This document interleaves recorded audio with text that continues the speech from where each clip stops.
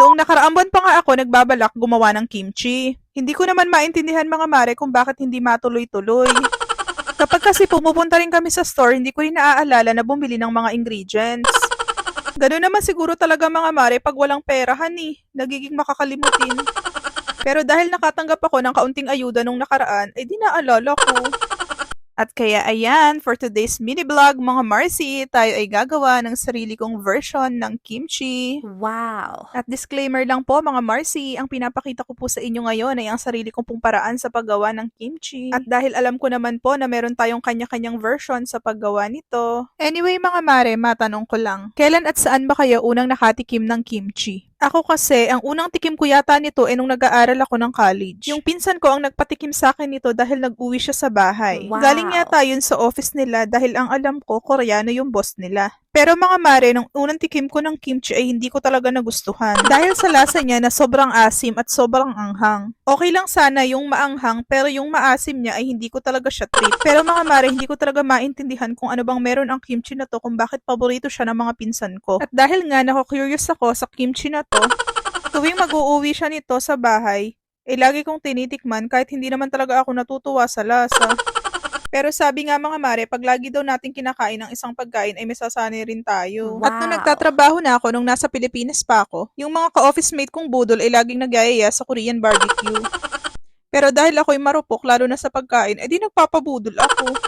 At doon nga ako nakatikim mga mare ng kimchi na talagang nasarapan ako. At doon ko lang Wow! na-realize na hindi pala lahat ng kimchi ay pare-pareho ang lasa. Yung tipong masarap ang pagkagawa, meron ding hindi. Kaya mga mare, pagkakain kami sa Korean barbecue nung nasa Pilipinas pa ako, ito talaga ang una kong tinitikman. At in fairness naman, karamihan sa nakainan kong Korean restaurant sa Pilipinas ay masarap ang pagkagawa nila ng kimchi. Siya nga pala mga mare, ito nga pala ang pangatlong beses ko na gagawa ng sariling version ko ng kimchi. Yung unang beses ko na gumawa nito ay nung nasa Pilipinas pa ako. At nakakatawa nga lang mga mare dahil naglakas loob akong gumawa ng kimchi.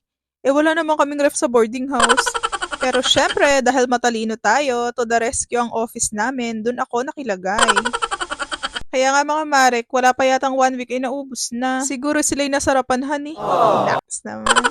Yun na ang una at huling gawa ko ng kimchi nung nasa Pilipinas ako. At ang pangalawang beses na gumawa ako nito ay nung nagtatrabaho na ako sa Taiwan. Naks naman, kada bansa. At ayun na nga, hindi ko alam kung ano nang nangyari dun sa ginawa kong kimchi na yun. Kasi naman, naging busy ako sa pag-aasikaso ng mga papeles ko dahil papunta nga ako dito sa Canada.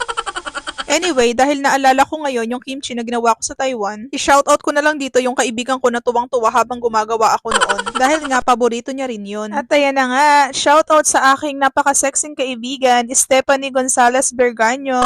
Kasi gusto ko lang malaman kung ano bang balita dun sa kimchi na ginawa ko. At ito na nga mga mare, ito na yung pangatlong beses na gagawa ako ng kimchi. Wow! Hindi ko alam kung masarap ang kakalabasan nito dahil tansya-tansya lang naman ako sa mga ingredients.